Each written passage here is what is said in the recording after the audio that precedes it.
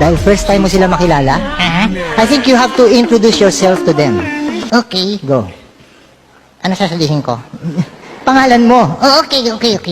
Ladies and gentlemen, my name is Nonoy. Okay. Ilang taon ka na? 10 years old. Ano gusto mong maging? 11 years old.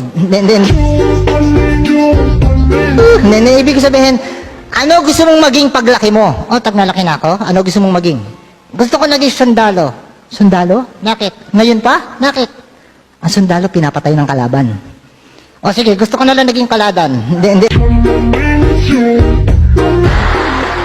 Hindi, no. Ibig sabihin, I think you have to think of other career naman eh. Halimbawa. Halimbawa, pag malaki ka na, pwede kang maging magsasaka. Ha? Ako nagsasaka? Bakit? Ayoko maging nagsasaka. Ayoko. Huwag mong gaganyanin na magsasaka, ha? Bakit? Importante sa buhay natin na magsasaka. Bakit to? Alam mo ba yung kinakain mong kanin? Galing sa pawis nila yon. Yak! Noy. Ang ibig sabihin, pinaghihirapan nila yon.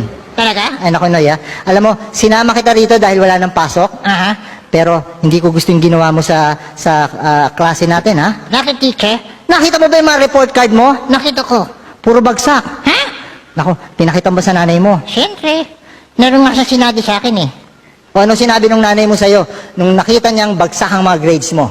Sasabihin ko? Sabihin mo sa amin. Pati bad words.